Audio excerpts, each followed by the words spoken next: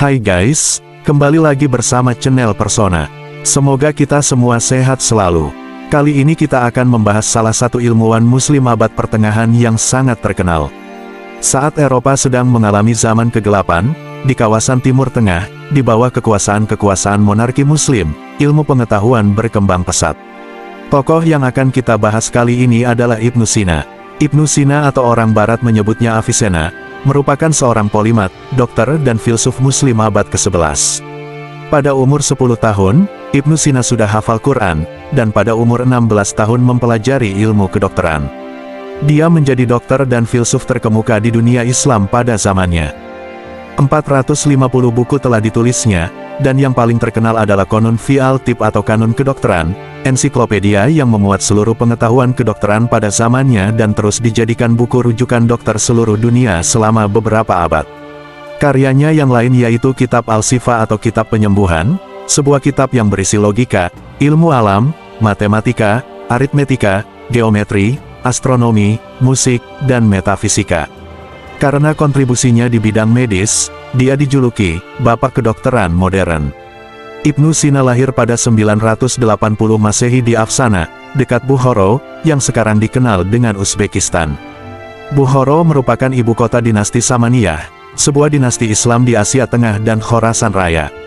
Ibunya, Setareh, berasal dari Bukhara, sedangkan ayahnya, Abdullah, berasal dari Balkha, Afghanistan.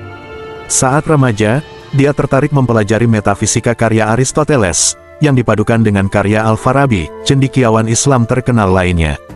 Selain itu, Ibnu Sina juga semakin giat belajar ilmu kedokteran. Pada 997 Masehi, penguasa Bukhara, Emir Nuh II jatuh sakit. Maka, di bawah penanganan Ibnu Sina, sang sultan berhasil sembuh. Sebagai rasa terima kasih, oleh sang sultan Ibnu Sina mendapatkan akses ke perpustakaan Samaniyah, di mana Ibnu Sina memperkaya pemikirannya dari buku yang tumpah ruah dengan pengetahuan dan filsafat di perpustakaan itu. Ibnu Sina mulai menulis pada umur 21 tahun. Selain kedokteran, karya tulisnya merambah berbagai bidang, seperti matematika, geometri, astronomi, fisika, metafisika, filologi, musik, puisi dan cabang ilmu lainnya. Seluruh karya tulisnya yang berjumlah 450, dikerjakannya dari satu daerah ke daerah lain. Hal ini dipengaruhi karena pergolakan politik, yang terjadi pasca berakhirnya dinasti Samaniyah pada 1004 Masehi. Ibnu Sina pindah dari kota ke kota lain, hingga pada akhirnya menemukan ketenangan selama 10 atau 12 tahun di Isfahan. Di Isfahan, di bawah penguasa dinasti Kakuwaihi, yaitu Ala al-Daulah Muhammad, dia menemukan stabilitas dan keamanan. Di kota itu, Ibnu Sina menjalani hari tenang, jauh dari intrik politik, lebih tenang memperdalam ilmu agama, dan bisa mendiskusikan berbagai topik sesuka hati. Berkat keadaan kondusif ini, Ibnu Sina menyelesaikan Kitab Al-Shifa, menulis Kitab Danishnamai Alai atau buku pengetahuan, dan Kitab Al-Najat atau Kitab Keselamatan, serta menyusun tabel astronomi yang baru dan lebih akurat. Selama di Isfahan, Ibnu Sina juga melayani Ala al-Daulah sebagai dokter, penasihat sastra dan ilmiah, bahkan ikut dalam berbagai kampanyenya. Namun saat menemani Ala al-Daulah dalam barisan tentara menuju Hamadan, Ibnu Sina terserang penyakit usus yang parah. Ia diberi obat dalam dosis keras sehingga Ibnu Sina nyaris tak bisa berdiri. Hal ini disinyalir disengaja oleh seorang budak, yang meracuni Ibnu Sina diam-diam, dengan menambahkan opium berlebihan. Dalam keadaan menahan rasa sakit yang sangat, dengan susah payah ia mencapai Hamadan. Pada akhirnya, Ibnu Sina meninggal di kota Hamadan, pada 1037 Masehi di bulan Ramadan, pada usia 58 tahun.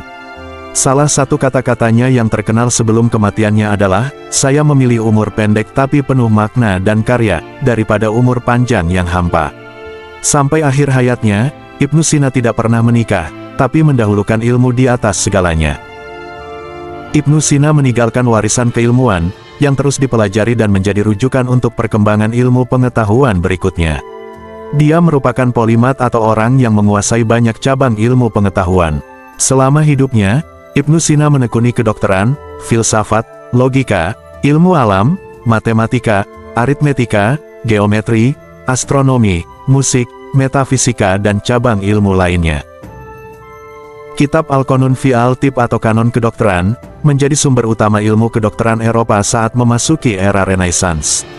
Karya-karya Ibnu Sina bersama ilmuwan Islam lain dari masa keemasan Islam seperti Al-Razi, Ibnu Rushd, Ibnu Al-Abbas, Abu Al-Qasim, Ibnu Zuhair, dan lainnya telah menjadi jembatan tak ternilai bagi kebangkitan Renaissance Eropa.